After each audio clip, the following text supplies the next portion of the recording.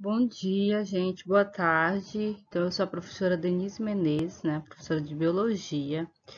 E eu preparei essa aula para a gente dar continuidade ao nosso assunto de genética, tá bom? Então, para iniciar nossa aula, gostaria apenas de lembrar que nós somos seres que somos formados por célula, né? Todo o nosso corpo ele é formado por milhares de células. Essa célula ela é composta por três principais estruturas, que são a membrana plasmática, o citoplasma e o núcleo celular. Dentro do núcleo celular, nós vamos ter os nossos cromossomos. Esses nossos cromossomos nada mais são do que DNA. E esse DNA, ele é uma fita, né? São duas fitas enormes, onde cada pedaço de DNA determina uma característica. E esse pedaço de DNA que vai determinar uma característica vai ser chamada de gene.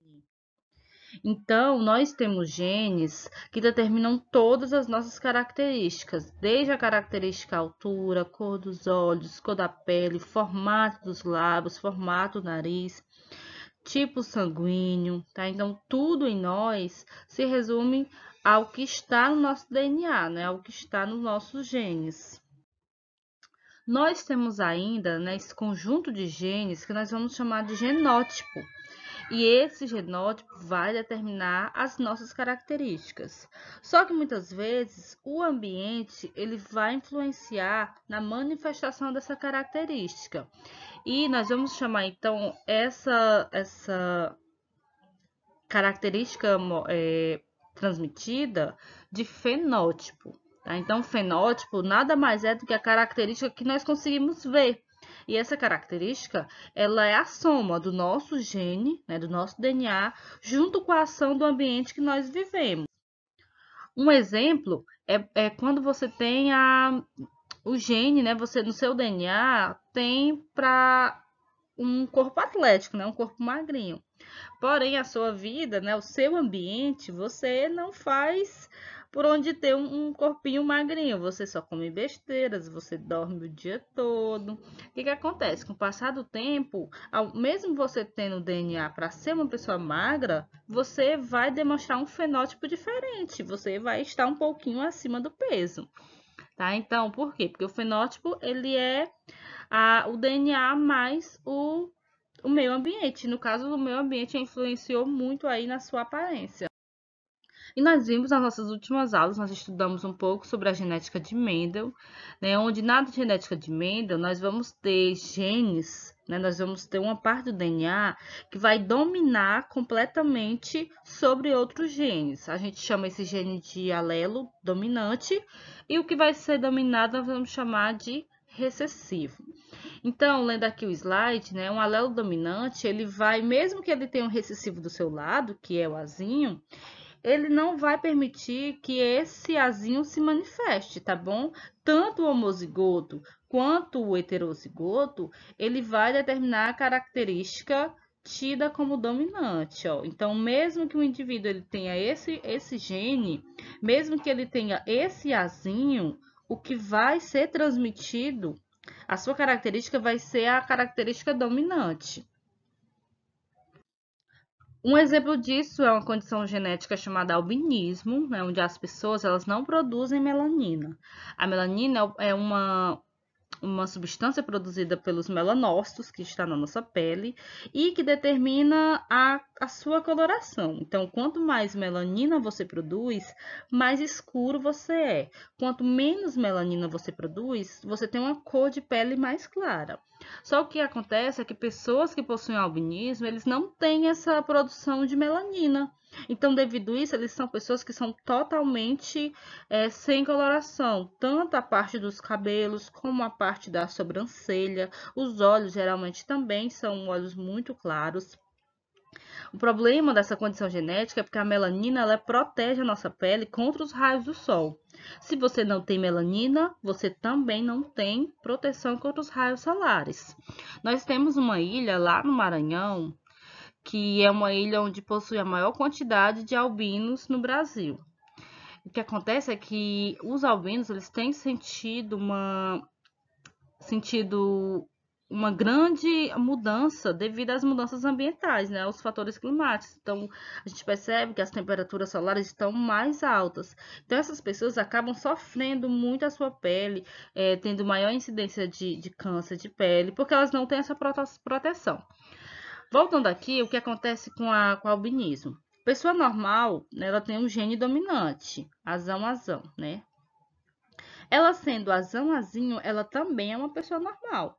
Por quê? Porque a doença, ela é uma doença de caráter recessivo. Então, para a pessoa nascer albina, ela tem que ser azinho.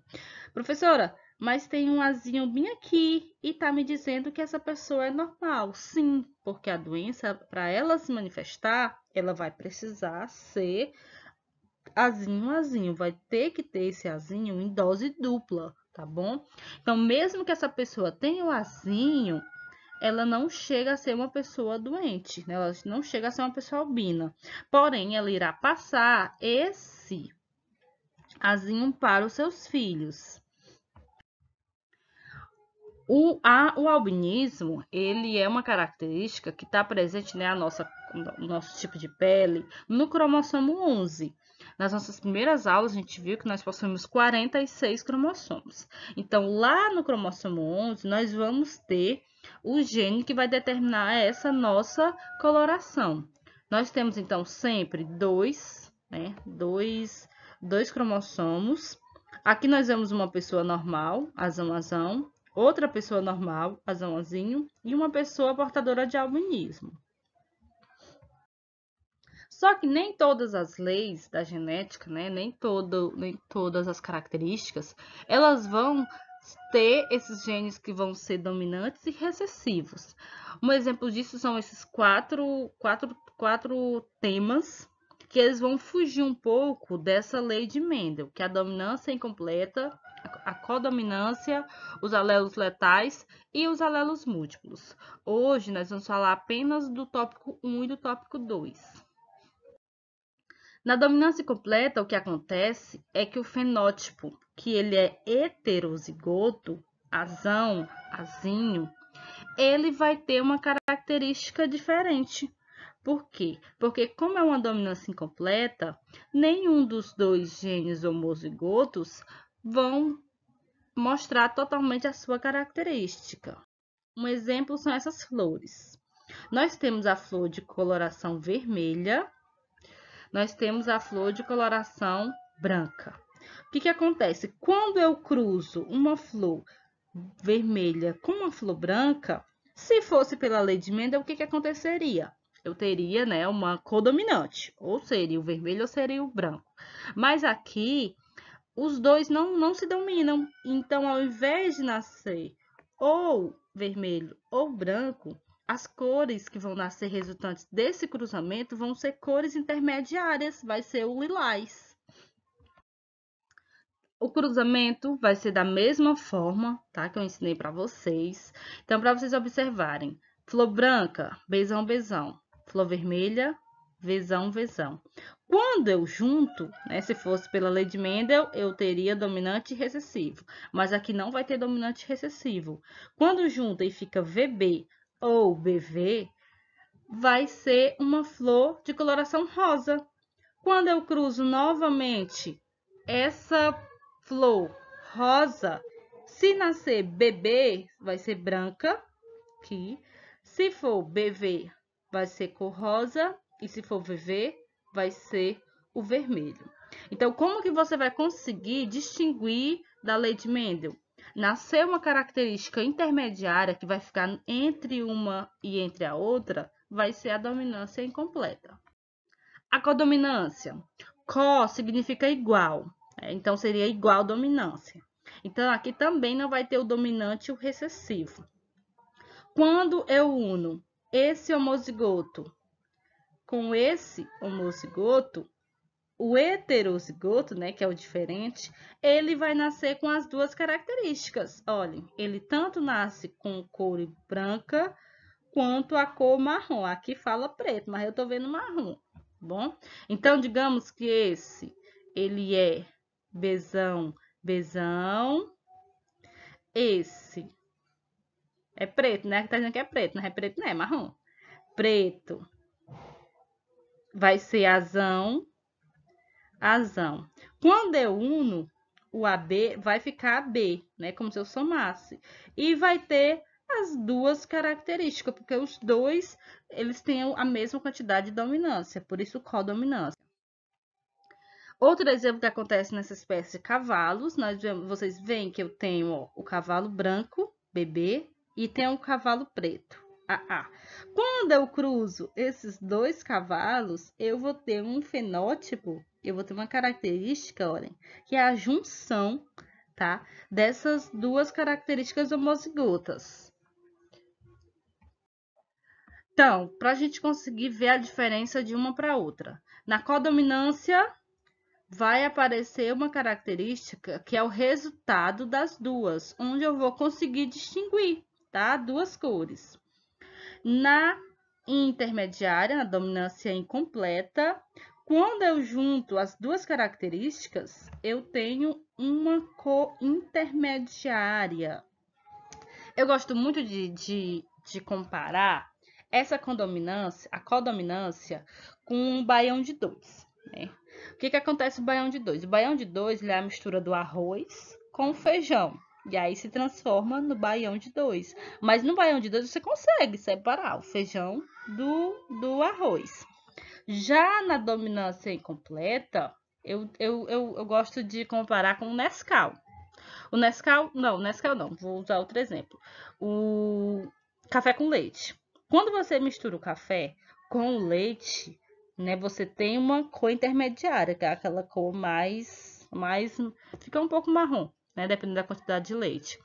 Então, com a dominância seria o baião de dois, onde eu consigo distinguir as duas características, e a dominância incompleta seria o café com leite, tá? Que fica uma cor totalmente diferente das duas que eu usei. Então, a aula de hoje, espero que vocês tenham entendido. Coloquei aqui uma perguntinha para vocês, ver se você consegue responder aí da sua casa. Quando eu junto o vermelho com o ratinho azul, nasce um ratinho misturado às cores, onde eu consigo distinguir, né? Então, isso seria o quê? Codominância ou dominância incompleta? Para ajudar vocês, lembra, é o baião de dois. Aqui é o baião de dois. Eu estou unindo o arroz com feijão e eu consigo observar as duas cores, tá bom? E aí, depois me digam, essa imagem aqui, ela vai representar a codominância ou a dominância incompleta? E aí, continua a nossa aula, nosso assunto nas próximas aulas. Espero que vocês tenham entendido. Qualquer dúvida, não hesitem, tá? Não se sintam envergonhados, podem me chamar. E então, gente, tchau. Se cuidem, tá bom? Cuidem dos seus familiares, cuidem da mente, cuidem do corpo. Isso tudo vai passar e a gente em breve estará voltando à nossa normalidade. Tchau.